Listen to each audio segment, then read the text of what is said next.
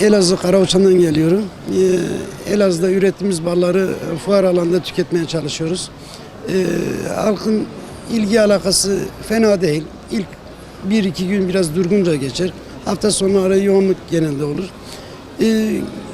Orada ürettiğimiz balları, pekmezleri, tereyağları burada fuar alanında satıyoruz.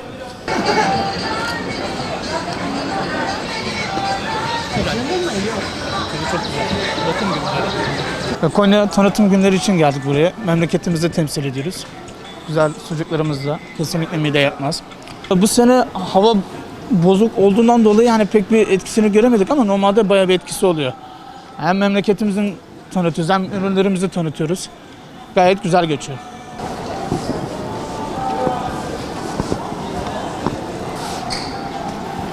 Yabani elma. Bu da yine kızılcık.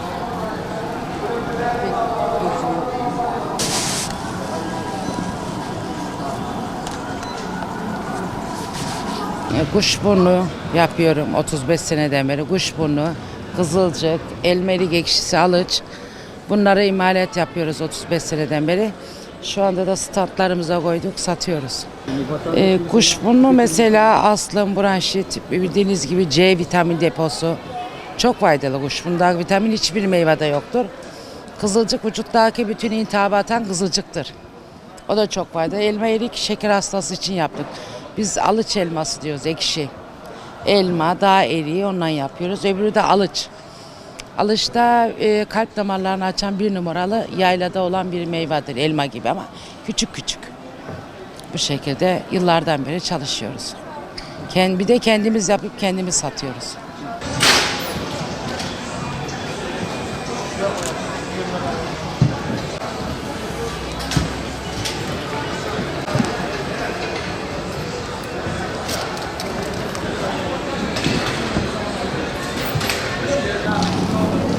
Akşam çektiler de beni. Konya'dan geliyoruz.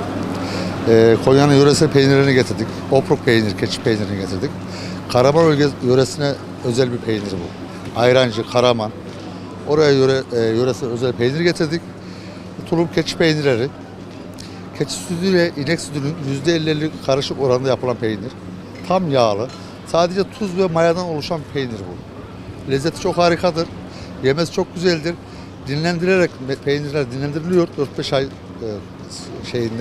koşullarda, mağaralarda, kapalı ortamda. Ondan sonra kendini mayalandıktan sonra kendi peynir kıvamına geldikten sonra satışa sunuyoruz. İstanbul'a da getirdik biz peynirimizi. Alan müşterilerimiz çok memnun. Talepten memnunuz. Yoğun ilgiden dolayı memnunuz. Yapımız çok zor zaten. Bu peynirin yapımı da çok zor. Bu tulumların yapılışı çok zor. Sütler yaylalardan toplanıyor yazın.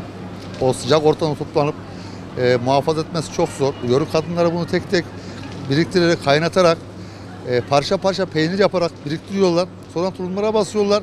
Bu peynirin bu aşamaya gelmesi 4-5 ay sürüyor. 4-5 ayı buluyor yani. Biz hemen alıp kahvaltıda tüketiyoruz ya peyniri. 4-5 ayda anca meydana geliyor peynirlerimiz bizim.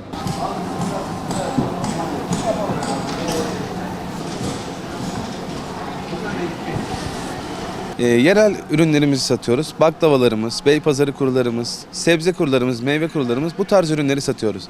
Yani anlayacağınız vitamin depolarını satıyoruz.